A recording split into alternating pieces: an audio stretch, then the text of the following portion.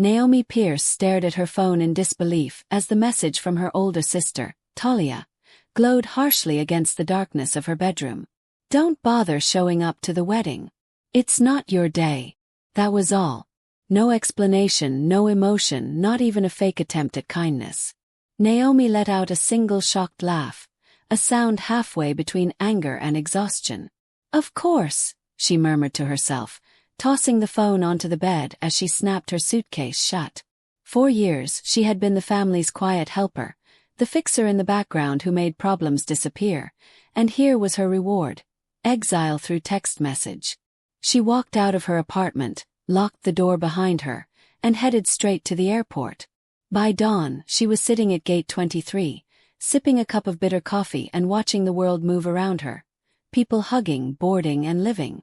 1 week later, while waiting for her return flight with the same calmness she had forced herself to adopt, her phone vibrated violently. 1 missed call. Then 6. Then 20. By the time the counter reached 110, Naomi stopped counting. She stared at the flashing screen, feeling something tighten in her chest. Not guilt, not fear, just a cold confirmation that the collapse she had predicted was finally happening.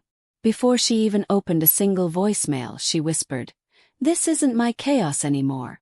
She didn't know the details yet, but she knew enough. Whatever had gone wrong at Talia's wedding had detonated without her. And for once, Naomi's hands were clean. Naomi grew up in a neighborhood where front lawns were trimmed to perfection, and families pretended their lives were as neat as their hedges. To outsiders, the Pierce family looked warm, harmonious, the kind of group that posed for Christmas cards in matching sweaters every year. But Naomi knew better. Inside those walls, everything revolved around Talia. Loud, dazzling, dramatic Talia, the daughter Denise and Maurice Pierce treated as the sun around which the rest of the household orbited. Naomi, 3 years younger and infinitely quieter, became the invisible moon, expected to reflect light but never shine on her own. "You're so reliable," Denise often said, patting Naomi on the shoulder in that absent-minded way people touch furniture. "Your sister is the star. You understand." Naomi understood too well. When Talia threw high school parties, Naomi cleaned up the next morning. When Talia forgot assignments, Naomi rushed to help her finish them. When Talia lied, Naomi stayed silent. Their parents wrote it off as normal sibling differences, but Naomi felt the truth carving itself deeper each year. Her value existed only in what she could fix. Even as adults, nothing changed. So when Talia got engaged to Jordan Wells, a man charming enough to fool an entire neighborhood, everyone naturally expected Naomi to throw herself into planning the wedding. Weddings were Naomi's profession after all. She had built Pierce and Company. Events from scratch, surviving failures, rejections, late nights, and impossible clients. But for Talia, she offered everything for free. "It's what family does," Denise reminded her. Naomi believed her. Until the day Talia's text proved that family, at least in the Pierce house, meant sacrifice only from one direction. Planning Talia's wedding swallowed months of Naomi's life. She negotiated with florists who changed prices without warning, vendors who required endless revisions, and musicians who barely answered emails. She created spreadsheets, timelines, mood boards, and crisis plans for every scenario except the one she now faced. She had told herself it would be different this time, that maybe helping Talia would soften the dynamic between them, maybe earn her respect or at least acknowledgement. But small cracks began showing early. One night around 11 p.m., Naomi's phone buzzed. She expected another question about cake flavors or candle heights. Instead, Talia wrote, "By the way, can you cover the florist's final invoice? Your deposit didn't cover it all." No greeting. No gratitude. Not even a question, just an assumption. Naomi reread the text 3 times, her chest tightening. She finally typed, "I already put down the deposit. That was my gift. I can't cover more." Talia's reply came instantly. "Don't make this a big deal. It's just money." Naomi closed her eyes, fighting the familiar sting.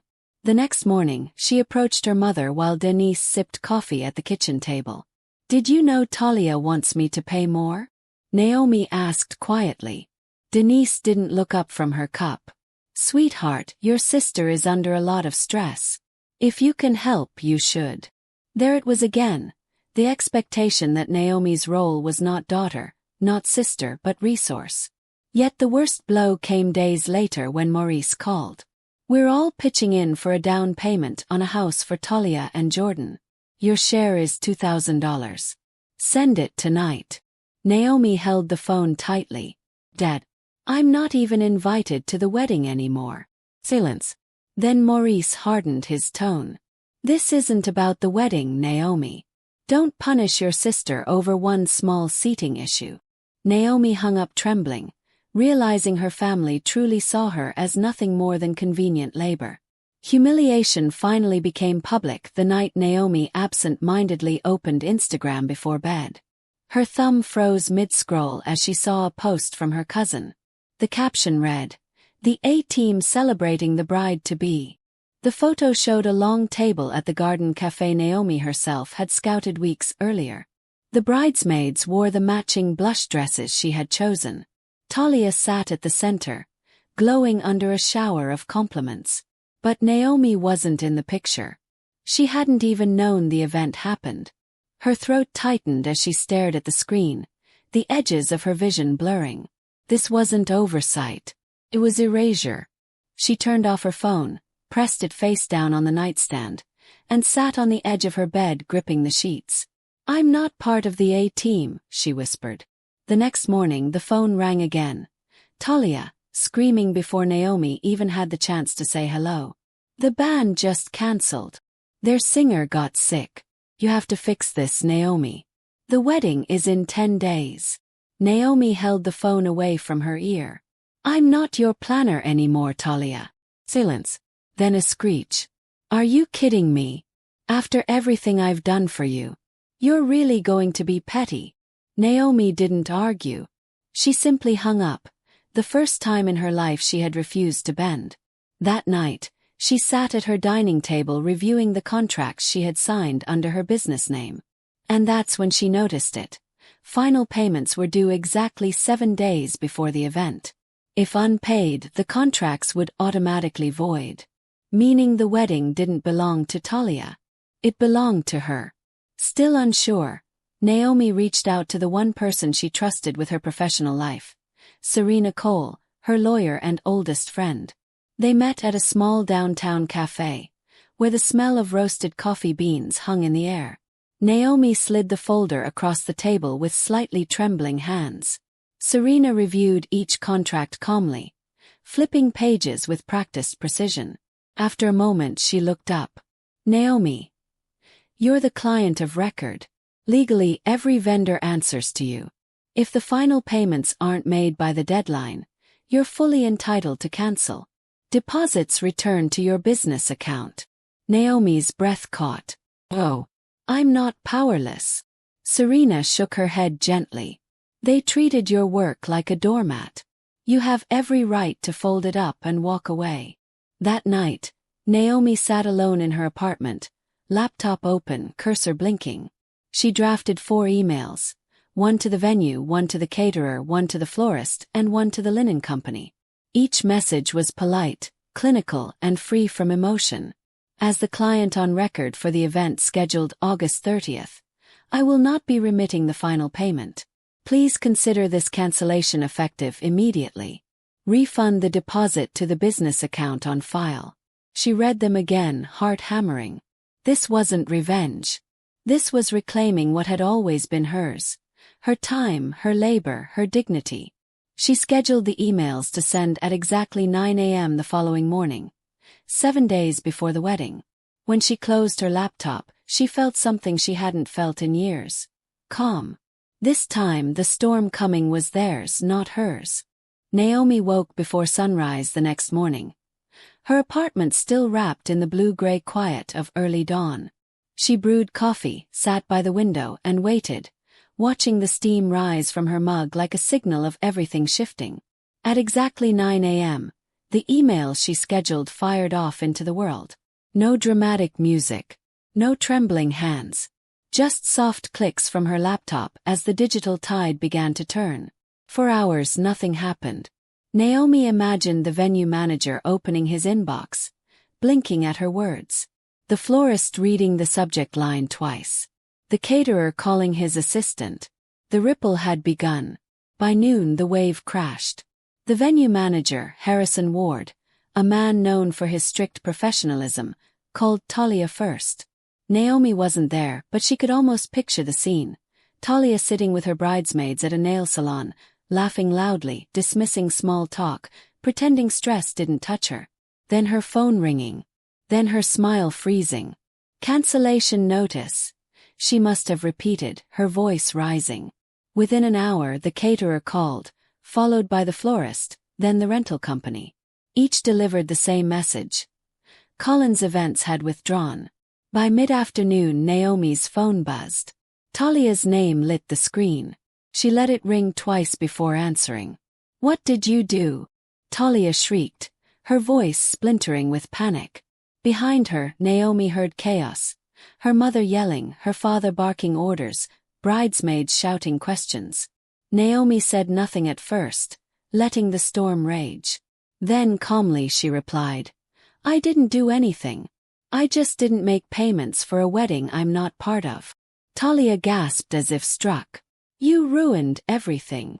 Naomi took a slow sip of her coffee, her voice quiet but firm. "No, you took me out of the wedding. I simply stepped out of the work." Talia's voice cracked into raw desperation. "You're unbelievable, Naomi. Guests are flying in. Jordan's parents are already here. The rehearsal dinner is tomorrow." Naomi closed her eyes, letting the noise pass through her like wind. "And yet," she said, "there was no seat for me." A gasp came from the other end. Denise had grabbed the phone. "Naomi Pierce," her mother snapped. "How dare you sabotage your sister's big day? Fix this right now." Naomi almost laughed at the command. "I can't fix it, Mom. The contracts have been voided. Deposits already refunded. It's done. You give that money back." Maurice roared, his voice shaking with rage. Naomi held the phone away from her ear. "It wasn't a gift," she said quietly. "It was business. And my business has been taken for granted for years." For the first time, silence fell on their side of the phone. Then Talia came back, sobbing hysterically. "You don't understand what you've done," she wailed. "You hate me that much." Naomi shook her head slowly, though no one could see it. "I don't hate you. I just finally stopped sacrificing myself." Talia's sobs turned venomous. "You're pathetic. You've always been jealous. You'll die alone with your stupid spreadsheets while everyone loves me." That one hit. Naomi inhaled sharply but stayed steady. "Maybe," she whispered. "But at least I don't beg for love from people who only take." Silence again. Heavy, stunned, unfamiliar. Naomi pressed the red button and ended the call. Her hand didn't tremble. For once it felt like hers. The aftermath came quickly. Naomi's voicemail filled with messages. Some furious, some pleading, some dripping with guilt manipulation. "Family sticks together," Denise said in one. "You embarrassed us," Maurice growled in another. "You ruined everything." Talia cried through several. Naomi listened to none of them fully. She clicked delete after the first few seconds. On the third day, Maurice showed up at her apartment building, pounding on the locked lobby door. "Naomi, get down here." His voice thundered through the halls. "You are not going to destroy this family over your selfishness." Naomi stood behind her curtains, watching him through the glass, a quiet ache rising in her chest. Not sadness, but the grief of finally recognizing truth. They had never seen her. Never listened. Never valued. After 20 minutes, Maurice left, muttering curses under his breath. Naomi stepped away from the window, exhaling deeply. She had survived that moment, a moment she once feared she'd crumble under. And then came the wedding day, or rather, the ruins of it. While Talia and Denise scrambled to convert a family friend's backyard into a last-minute ceremony space, Naomi sat at the airport, suitcase beside her, the boarding announcement echoing through the terminal. She ordered a latte, set her phone to silent, and let the hum of travelers wash over her. As she boarded the plane, she imagined Talia standing in a wilted backyard, plastic tablecloths flapping, the cheap rental speaker malfunctioning, guests whispering. Not sweet revenge. Just consequence. The plane rose into the sky, sunlight glinting off the ocean below. Naomi leaned back into her seat, letting her shoulders drop. For the first time in her life, she wasn't carrying anyone else's chaos. News of the collapsed wedding trickled into Naomi's life like small waves hitting the shore. A cousin texted her, "Girl, you will not believe this mess." Naomi responded only with, "Hope everyone's safe." The cousin continued anyway. Apparently, half the guests left early when the pizza delivery arrived instead of a catered dinner. The makeshift decorations wilted in the heat. Jordan's parents reportedly whispered, "This is embarrassing," loud enough for several people to hear. No photos made it to social media except for one blurry shot where Talia, in a slightly wrinkled white dress, looked more furious than bridal. Naomi stared at the image for a long moment before closing it. She felt no joy, no triumph, only a quiet release. The kind that comes with stepping outside a burning house and realizing you never have to walk back in. A few days later, she received a long email from her parents. Denise wrote about loyalty, sacrifice, and the importance of sisters supporting each other. Maurice wrote about shame and responsibility. Together, their message boiled down to, "You embarrassed us. Come fix it." Naomi read it once, calmly, then deleted it without responding. The refunded deposits now sat safely in her business account, breathing room she had never allowed herself before. She used the money to invest back into Pierce & Company, new marketing, upgraded equipment, and the security of knowing her work had finally benefited someone who respected it, herself. And then came Hawaii. Naomi walked barefoot along the beach at sunrise, the air warm and the ocean stretching wide and calm. For the first time in years, she wasn't rushing to solve someone else's crisis. She was simply living her own life. And that, she realized, felt like freedom.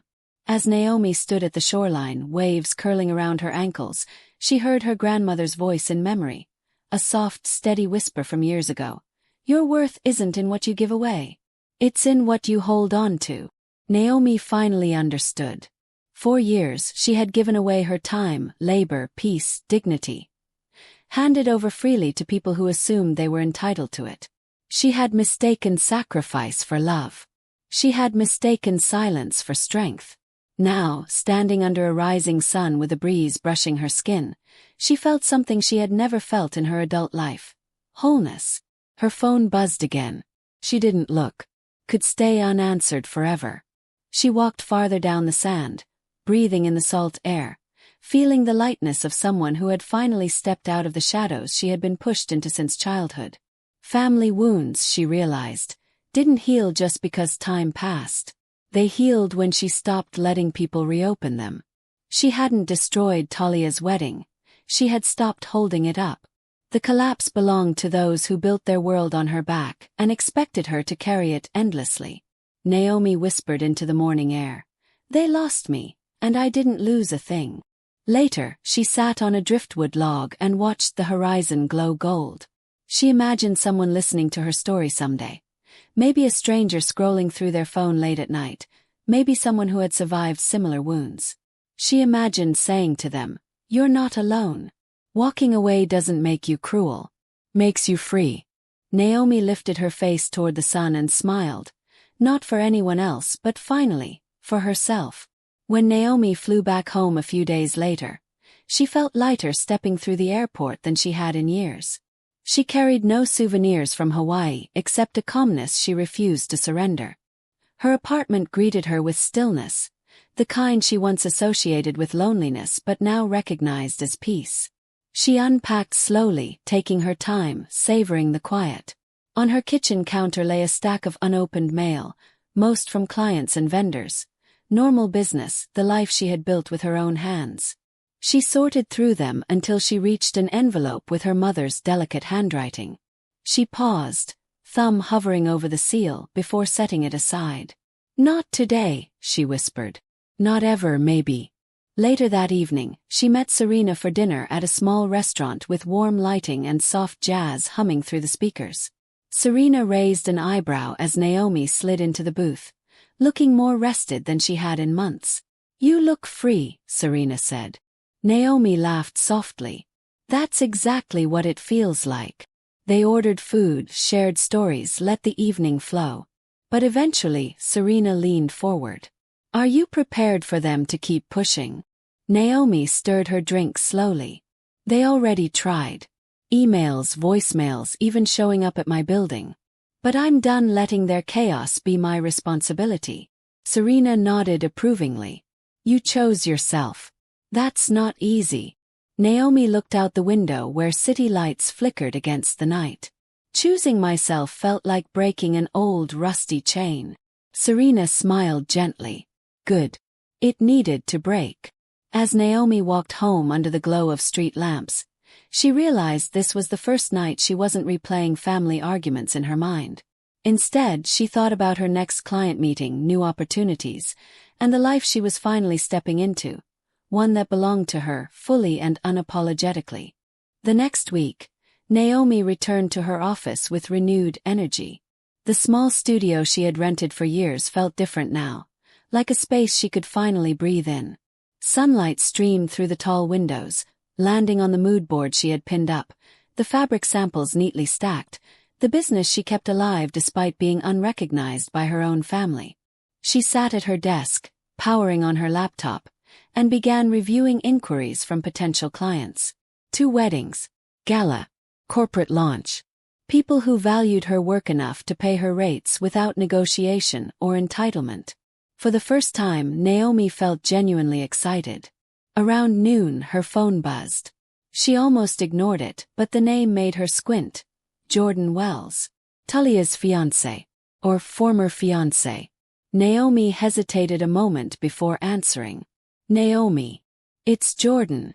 His voice was tight, uncomfortable. I wanted to apologize. I know things were messy. Talia told me some things that weren't true." Naomi leaned back in her chair. "What did she say?" Jordan sighed. "She told me you sabotaged the wedding because you were jealous. She made it sound like you hated her." Naomi let out a hollow laugh. "I don't hate her. I just stopped letting her walk over me." Jordan hesitated. "Talia isn't taking responsibility for what happened. She keeps blaming you. But, honestly, everything fell apart because she treated you like an employee, not a sister." Naomi didn't respond immediately. It wasn't her job to correct his perception of Talia. She simply said, "I hope she finds a way to move forward." Jordan exhaled sharply. "For what it's worth, I think you did the right thing." After the call ended, Naomi sat quietly, absorbing the unexpected validation, not because she needed it, but because it confirmed something simple. People who looked from the outside could finally see the truth. 2 days later, Naomi's doorbell rang just after sunset. She looked through the peephole and saw her aunt, Naomi Pierce, standing in the hallway holding a small paper bag. Naomi's chest tightened. Aunt Lorraine was the only relative who occasionally challenged Denise's favoritism. Naomi opened the door cautiously. "Hey, sweetheart," Lorraine said gently. "I hope I'm not intruding." Naomi stepped aside to let her in. "Not at all." Lorraine handed her the paper bag. "I brought dinner. You look like someone who's been too busy to cook." Naomi smiled faintly. They sat at the dining table, unpacking containers of warm food. Lorraine studied her quietly before speaking. "I heard about the wedding." Naomi tensed. "I'm sure everyone has an opinion." "They do," Lorraine said. "But I came to hear yours." Naomi exhaled and explained everything, from the text message to the invoices, the demands, the final cancellations. Lorraine listened without interrupting, her expression softening with every detail. When Naomi finished, Lorraine shook her head. "Your mother and father raised you to believe your needs came second, sometimes third. They convinced you that love meant service. But that's not love, Naomi. That's conditioning. Naomi blinked rapidly, surprised by the bluntness. Lorraine reached across the table, squeezing her hand. You didn't destroy anything. You just stopped allowing yourself to be used. Naomi swallowed hard, a lump forming in her throat. Why didn't anyone ever say that before? Lorraine's eyes filled with something bittersweet. Because the people who needed to say it most were the ones benefiting from your silence. Naomi bowed her head, tears slipping quietly down her cheeks. Lorraine squeezed her hand again. I'm proud of you, truly. You broke a cycle the rest of them were too comfortable to touch. For the first time, Naomi let herself believe those words. A few days passed before Naomi felt ready to open the letter Denise had sent. She sat on her couch, took a deep breath, and carefully tore the envelope. Inside was a handwritten note, her mother's elegant cursive looping across the page in soft blue ink. Naomi, your actions have caused irreparable damage. Your sister is devastated. Your father is deeply disappointed. Family is meant to support one another, not sabotage life's biggest moments. You owe Talia an apology. You owe us one too. Naomi read it twice, feeling no sting, only a dull, familiar resignation. She flipped to the back of the page, but there was nothing about acknowledging her pain, nothing about excluding her from the wedding, nothing about the months of unpaid labor they expected her to give. No accountability, no warmth, only obligation. She folded the letter neatly, placed it back in the envelope, and set it on top of her recycling bin. It was the first time she let go of her mother's expectations without guilt. Later that evening, Naomi curled up on her sofa with a notebook, drafting new goals for her business. Higher rates, stricter boundaries, clients who valued her. She wrote each line with the precision of someone rebuilding her identity, piece by piece. As she paused to sip tea, her phone buzzed with a message from Serena. Thinking of you. Proud of you. Keep going. Naomi smiled softly. These were the people she chose now. Not those who drained her, but those who poured back into her. As she closed her notebook for the night, she whispered, I owe myself more than I owe them. And the truth settled peacefully in her chest. One morning, Naomi received a call from a prestigious event magazine requesting an interview about her journey as a self-made planner. Confused, she asked how they had heard of her. The editor replied, Your name came up through several vendors. They admire your professionalism, especially during a recent, difficult situation. Naomi didn't need clarification. She accepted the interview, simultaneously nervous and excited. At the studio, she sat under bright lights, answering questions about her business, her philosophy, and her growth. When the interviewer gently asked about setting boundaries with clients, Naomi paused thoughtfully. There comes a point, she said slowly, when you realize that giving too much isn't generosity, it's self-erasure. You can't build a successful life if you're disappearing inside it. The host nodded appreciatively. After the interview, several viewers reached out with inquiries, and within weeks, Naomi booked more events than she had the entire previous quarter. Her confidence grew, not from spite, but from stepping into a version of herself she never had room to become. On the night the interview aired, Naomi sat on her balcony with a glass of wine, watching the city glow beneath her. She thought about Talia, wondered if she had seen the broadcast, wondered if she understood the consequences of treating people like tools rather than family. She didn't wish her harm. She didn't wish her success either. She simply wished her distance. As the breeze lifted her curls, Naomi whispered, This is who I was meant to be. And for the first time, the future didn't feel like something she had to survive. It felt like something she could finally create. Weeks passed, and the dust around the ruined wedding began to settle, at least publicly. Privately, the Pierce family continued to simmer. Naomi noticed it first when she saw Denise's name pop up less and less on social media. No new photos. No proud motherly captions. No posts about, my beautiful daughter's perfect day. The silence was telling. One afternoon, Naomi ran into her cousin, Brianna, at a local market. Brianna pushed her cart closer. Girl, Your family is still in shambles, she whispered. Naomi raised an eyebrow. Still? Brianna nodded. Talia isn't talking to half the relatives. She keeps saying you humiliated her. Naomi sighed. She humiliated herself by pretending I didn't exist. Brianna hesitated before mumbling. And Jordan, he left. Naomi blinked. Left.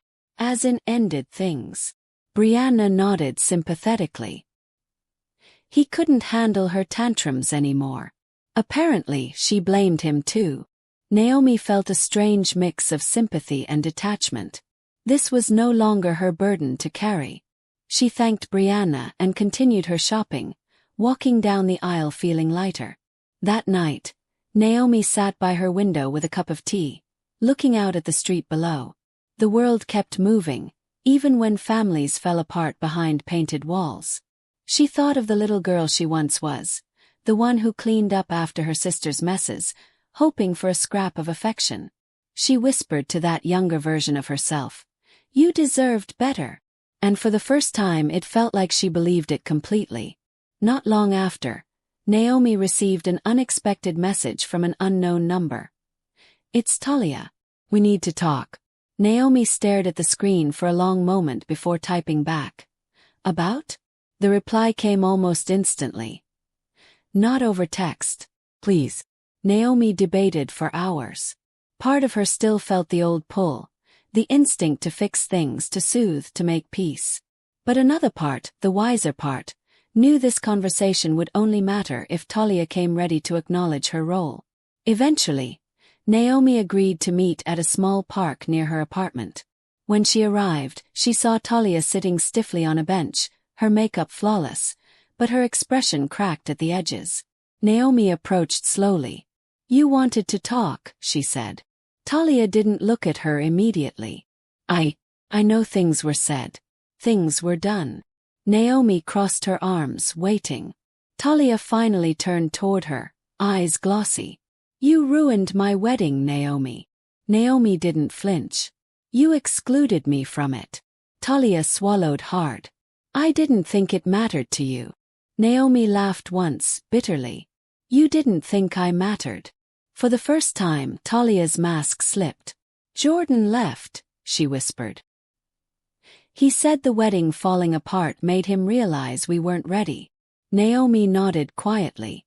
"I'm sorry that happened. But that's not on me." Talia's shoulders shook. "Everyone blames me. Mom, Dad, Jordan's family." Naomi's voice softened but remained steady. "I'm not here to fix this for you." Talia looked like she wanted to argue, but the words died in her throat. Silence settled between them, heavy, honest. Talia finally whispered, "I didn't know how much I depended on you until you stepped away." Naomi replied, "That's the problem. You never should have depended on me to carry everything." Talia wiped her eyes, smearing mascara along her cheek. "I know I hurt you," she murmured. I didn't think you'd ever fight back. You've always been the steady one." Naomi shook her head. "Steady doesn't mean silent. And it definitely doesn't mean disposable." Talia winced at the word. "I never meant to make you feel that way." Naomi folded her hands in her lap. "But you did. For years." Talia looked away, her voice barely audible. "Mom and Dad always expected you to do everything. I guess I just followed their lead." Naomi exhaled slowly. "And that's exactly why I walked away." Talia hesitated. "Can we fix this?" Naomi searched her face, looking for sincerity. "That depends," she said. "What do you want? My help? Or my presence?" Talia blinked, confused. Naomi clarified. "Do you want a sister?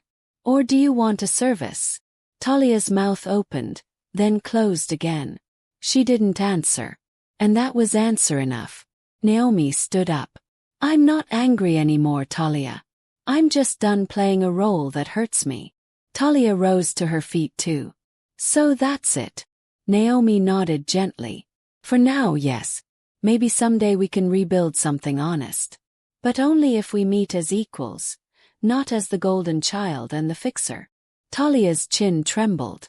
I don't know how to be anything else. Naomi offered a sad smile. Then that's your work to do. She walked away, feeling her heart ache, but not break. It was the ache of stepping out of an old wound, not reopening it. In the weeks that followed, Naomi focused on building a life that centered her joy, not her obligation. Her business flourished in ways she hadn't imagined. Clients left glowing reviews. A tourism board hired her to design a cultural gala. A celebrity couple reached out for a consultation. Every new opportunity felt like affirmation, not just of her skill but of her worth. One afternoon, Naomi attended a networking event where planners, photographers, and designers mingled beneath twinkling lights. As she introduced herself to new faces, she noticed something surprising. She no longer shrank herself. She spoke with confidence, with clarity, with the assurance of someone who understood the value she brought into every room. Later that night she returned home, kicked off her heels, and collapsed on her couch with satisfied exhaustion. She scrolled through her email and found a message from Serena titled, "Proud of you." Again. Naomi smiled. She was surrounded now by people who recognized her strength without requiring her to suffer for it. She lit a candle, dimmed the lights, and allowed herself to revel in the peace of a life no longer entangled in family expectations. She had built something beautiful, professionally and personally. And she had done it by choosing herself again and again. But healing wasn't a straight line. One evening, Naomi received a voicemail from her father. His voice, though stern as ever, carried a rare quiver. "Naomi, your mother isn't well. She's not sleeping. The stress of everything. It's catching up to her. We need you to talk to Talia. Fix this, please." Naomi sat on her couch, staring at the phone. Once, that message would have sent her spiraling into guilt. Once, she would have rushed to smooth everything over. But now, she recognized the pattern. When things broke, they called her. When things shined, she disappeared. This time she didn't call back immediately. Instead, she called Aunt Lorraine. "Is Mom really sick?" Naomi asked. Lorraine sighed. "She's stressed, but it's not your burden to fix, Naomi. She's stressed because she built a world where Talia couldn't handle consequences." Naomi sank into her chair. "I don't want to be heartless." "Setting boundaries isn't heartless," Lorraine replied. "It's survival." Naomi nodded slowly, absorbing the truth. After hanging up, she sat in silence, weighing the complicated ache of love and self-preservation. Finally, she sent a message to her father. "I'm sorry Mom is stressed, but I can't fix what I didn't break." She put her phone down and breathed deeply. That reply felt like a doorway closing, and another opening. As the months passed, Naomi noticed subtle shifts in her life. She woke up without dread. She cooked meals for herself without rushing. She went on walks, listened to audiobooks, even joined a weekend hiking group. Slowly, joy began taking up space where anxiety once lived. One Saturday morning, she attended a local artisan market. Flowers, handmade jewelry, and the smell of roasted cinnamon filled the air. While browsing paintings, she heard a familiar voice behind her. "Naomi." She turned to see Jordan. He looked healthier, calmer, wearing a quiet smile. "Hey," she said, surprised. "Hi," he replied. "Didn't expect to run into you." They chatted briefly about work and life. Eventually he said, "I wanted to thank you again for standing up for yourself. It made me rethink some things in my own life." Naomi tilted her head. "Like what?" Jordan hesitated. "Like the way I've allowed people to dictate who I am. The wedding falling apart, it was awful, but it saved me from a relationship I wasn't happy in." Naomi nodded gently. "Sometimes collapse is the only path to clarity." Jordan smiled. "You look happy. Really happy." Naomi felt warmth spread across her chest. "I am." They parted with a friendly wave. As Naomi walked away, she realized something profound. Her story wasn't defined by what she walked away from. It was defined by what she walked toward. One quiet evening, Naomi decided to visit her grandmother's old home, the place filled with memories of warm hugs, fresh biscuits, and unwavering wisdom. The house was now owned by Aunt Lorraine, who greeted her with a knowing smile. "You look lighter," Lorraine said as she welcomed her in. Naomi wandered through the living room, running her fingers across the floral-patterned couch where she used to curl up beside her grandmother. "She always told me I needed to stop giving myself away," Naomi murmured. Lorraine nodded. "She saw your spirit clearly, Naomi. She knew you were meant for more than servitude." Naomi felt tears prick her eyes. "I wish she were here to see me now." "She sees you," Lorraine whispered. "Every time you choose yourself, you honor her." They sat together, talking about old stories, laughter echoing against the walls. Before Naomi left, Lorraine handed her a small velvet pouch. Inside was a gold pendant with the inscription, "Hold what's yours." Naomi clutched it to her chest, overwhelmed. "She meant for you to have it someday," Lorraine said softly. Naomi fastened the pendant around her neck. Felt like armor. Felt like home. She walked out of the house feeling accompanied. By memory, by strength, by legacy. The final shift came unexpectedly. Naomi received a message from Talia one morning. "I'm starting therapy. I want to be better. For myself. Not for you." Naomi stared at the screen, emotion swirling, a strange mixture of relief, caution, and something resembling hope. She typed back, "I'm glad you're taking that step." Talia replied with a single sentence. "Thank you for not rescuing me." Naomi put the phone down and closed her eyes. She hadn't expected this. She hadn't demanded it. She hadn't waited for it.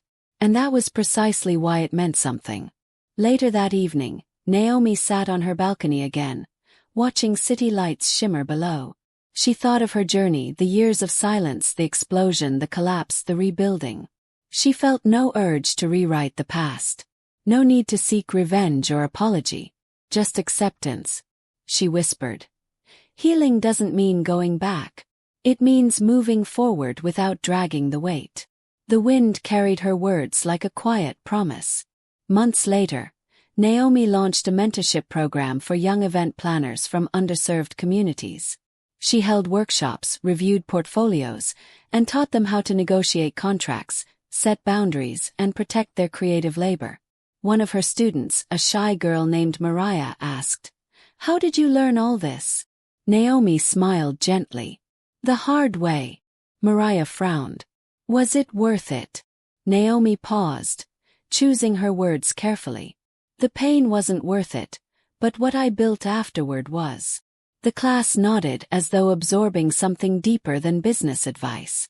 Naomi realized she was finally giving from a place of abundance, not exhaustion. At the end of the workshop, Mariah approached her privately. "I want to be like you someday," she said. Naomi reached out, squeezing her hand. "Be better than me. Learn earlier what I learned late." As Naomi watched the students file out, notebooks full and eyes bright, she felt a swell of pride. She had taken the pieces of her life, the hurt, the resilience, the growth, and shaped them into something meaningful. On the anniversary of the wedding that never was, Naomi didn't think of chaos or betrayal. She thought of transformation. She woke up early, brewed coffee, and opened the windows to let sunlight spill in. Her apartment felt different now. Alive, warm, genuinely hers. She dressed in a soft linen outfit and walked to the beach, letting the morning breeze kiss her skin. As she stepped onto the sand, she touched her grandmother's pendant and whispered, "Look how far we've come." She watched the waves roll and retreat, a rhythmic reminder that life keeps moving, and so did she. She no longer needed her family's approval to feel whole. She no longer built her identity around avoidable pain. She no longer centered people who disinterred her. She had become her own anchor, her own light, her own home. Naomi closed her eyes, breathed deeply, and let the past drift out with the tide. When she opened them again, the horizon stretched wide and golden, a future waiting, not demanding. She whispered to herself, "I didn't lose them. They lost the version of me who tolerated less than she deserved." And with that, she turned away from the shore, walking forward with steady, confident steps. The story of Naomi Pierce didn't end with a ruined wedding. It began with a woman finally choosing herself.